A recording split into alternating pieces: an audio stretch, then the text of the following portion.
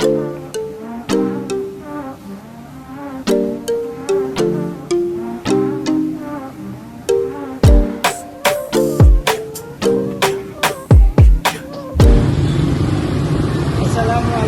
warahmatullahi wabarakatuh. Halo, saya Vera. Saya Krismi. Saya Salma. Kita dari kelompok Dua. ingin mendiskusikan materi ISBD dengan materi manusia sebagai makhluk budaya.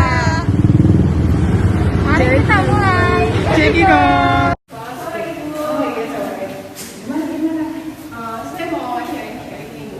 Kan sekarang ini orang banyak ya Bu yang membedakan seseorang dari suku, dari ras.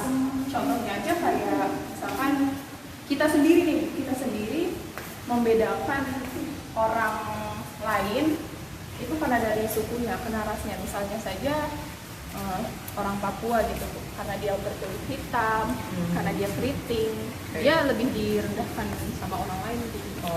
Gimana sih Bu kita cara menyikapinya agar Budaya ciri khas dari provinsi itu tanpa harus membuli dari mana suku itu berasal. iya Gitu. betul. Sebenarnya sih lebih ke kayak Papua itu kan lebih dikenal koteka ya, Iya. atau tradisi yang sudah mulai ditinggalkan dalam arti milenial. Sekarang kan orang-orang di Papua sudah nggak ada yang mau pakai koteka, sudah mulai mengenal pakaian, budaya berpakaian, budaya malu tanpa busana itu sudah mulai ada di Papua, dan di penjuru-penjuru negara atau tiap provinsi itu punya adat budaya kebiasaan. Sebenarnya sih kita bukan membuli ya, mereka itu mempertahankan koteka atau dari ras, suku, warna, dan kulit rambut sudah menjadi satu tradisi leluhur nenek moyang yang mereka pelihara. Tujuannya adalah untuk melestarikan dan mempertahankan agar koteka itu tidak pudar dimakan zaman. Kalau dari provinsi lain misalnya batik, atau dari Bali dengan tarian khasnya Bali, dan atau dari Padang dengan masakan rendangnya, mereka menjaga leluhur itu, tradisi itu dipertahankan.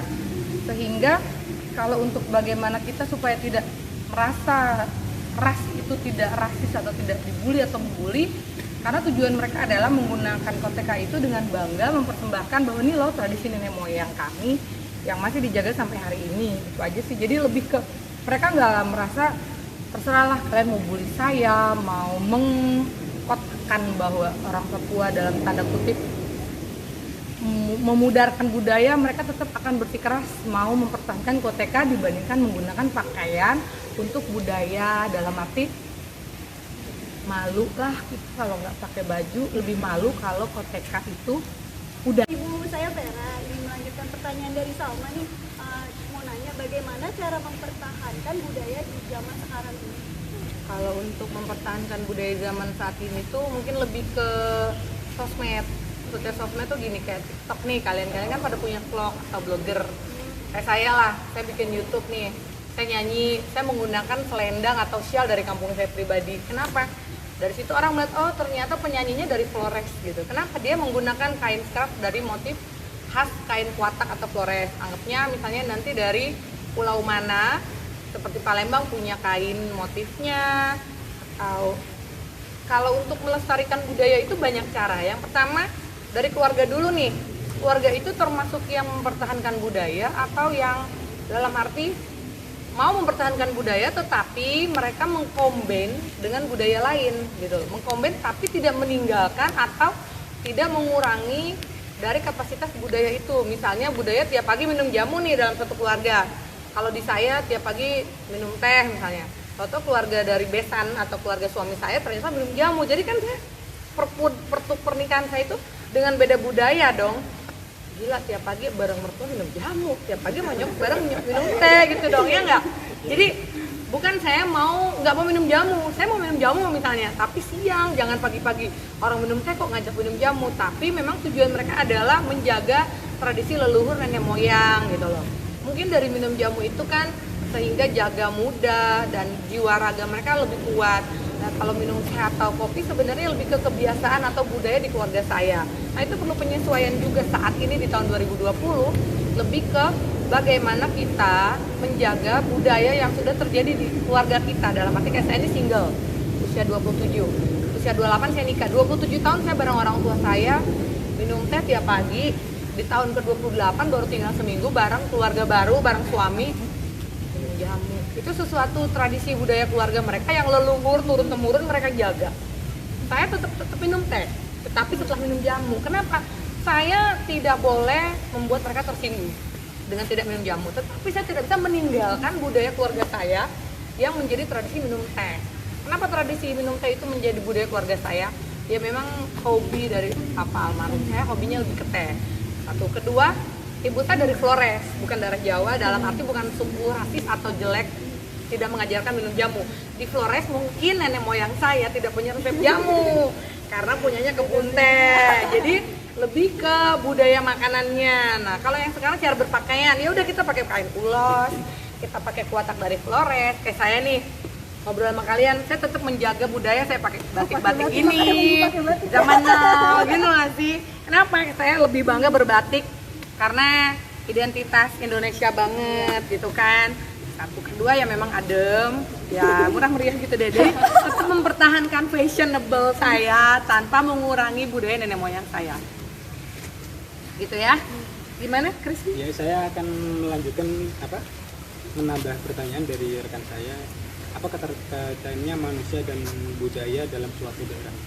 Kalau kaitan manusia dengan budaya itu lebih ke kebiasaan, hukum, norma, ajaran pada satu keluarga tertentu. Artinya budaya tuh gini.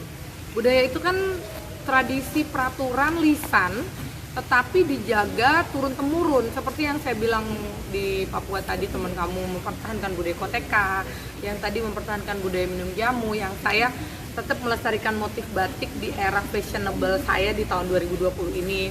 Terus bagaimana caranya supaya gimana tadi bisa keterkaitannya kaitan manusia dengan budaya.